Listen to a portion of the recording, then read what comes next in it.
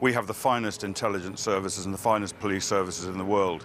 They have protected us from this kind of attack time and again. Hundreds of attacks have been stopped. Thousands of terrorists have been put in prison.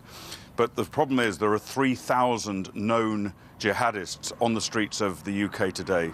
Our intelligence services and police, no matter how good they are, they cannot monitor all of them, they can't control all of them, and therefore people like the bomber in Manchester and also the attacker in Westminster a couple of months before, these people were known to the security services, yet they slip through the net. The reason is because they have to prioritise and they sometimes get it wrong. It's not their fault, but that's the way it is. We need to help them to do their job better by removing as many of these people out of this country as we possibly can. Every single person who we have intelligence upon, who is known to be involved in terrorism, who is not a UK citizen and who we cannot prosecute in the courts, we get rid of out of this country. We deport them, we send them back to where they came from. We do not allow them to roam free on our streets and murder and maim and disfigure our children in the way they did in Manchester recently. And those people who are fighting with the Islamic State have gone out from this country to fight with Islamic State, to murder, torture and rape. We don't let them come back. They don't come back into this country.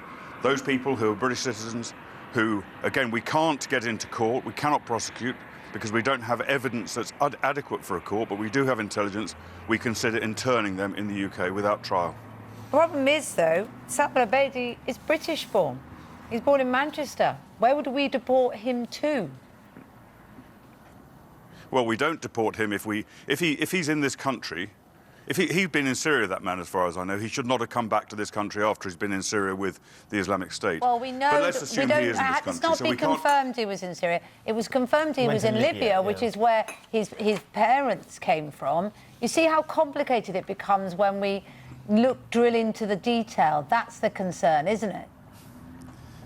I'm well aware of the complications, but it doesn't we don't have to make excuses because there are complications. Richard, we had Brendan Cox on just a few moments ago, of course, who tragically had his wife murdered by an extremist, right-wing extremist, here in the UK almost a year ago.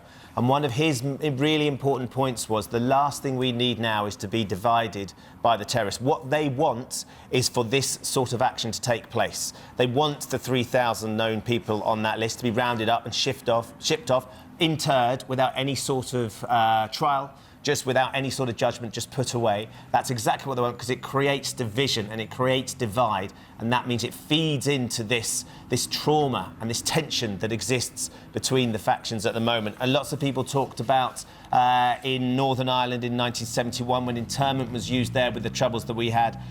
Interesting remarks from a serving British Marine at the time. He said, internment has in fact increased terrorist activity, perhaps boosted IRA recruitment, polarised further the Catholic and Protestant communities, reduced the ranks of the much-needed Catholic moderates. In a worsening situation, it is difficult to imagine a solution. And that's the concern, isn't it? That if we do take that extreme step, which, as we've been hearing, Steve would be very keen to have. He's lost his beloved wife on Monday night. If we take that extreme step, it can have awful consequences. Everyone talks about internment in Northern Ireland. It didn't work, it wasn't done properly, it was done on the basis of inadequate intelligence, it was not properly planned.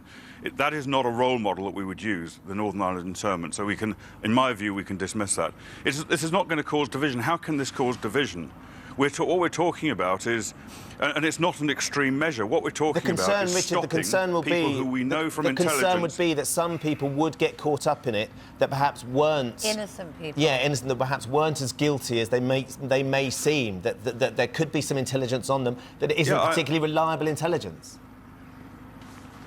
I understand all of that. I don't think I haven't thought this through carefully. And this is not knee-jerk stuff. This is stuff that has been considered by serious politicians, including Tony Blair when he was Prime Minister, and others. This is not an extreme view. It's a view that is supported by many people in this country, and it will not create division. How can it create division? What we're talking about is focusing on people who we know are involved in terrorist activity. If you're talking about division between the indigenous population of this country and the Muslim population of this country, then why would it? Muslims do not support terrorism, surely. Muslims are on our side. Muslims want to see these people brought to justice. They will be glad that we're taking these people who are involved in terrorism away from their community. I think by suggesting that Muslims in this country are going to resent this measure that I'm suggesting. I think that is actually branding them and suggesting that they are sympathetic to terrorism, which I don't think most of them are. I just meant, Ben, that there was enough evidence to take somebody to trial that they were involved in terrorist activity. That would happen anyway. What the suggestion is of what you're saying is that with less evidence, but with kind of, you know, informed suspicion, people would be deported and sent back. And if they were in fact turned out to be innocent, that might lead to greater division and resentment. Yes, absolutely. You're absolutely right. It might lead to resentment among people, particularly the family of the person concerned, but then so could a false conviction. Every conviction made in a court is not necessarily safe. Sometimes they get it wrong. And I'm not suggesting for a moment that we should simply lock them up. I'm suggesting that the intelligence services present to one or more senior judges the intelligence they've got and see if it persuades that judge that the right thing to do is to place this person away from a situation where he can kill our children and our teenagers, as happened in Manchester.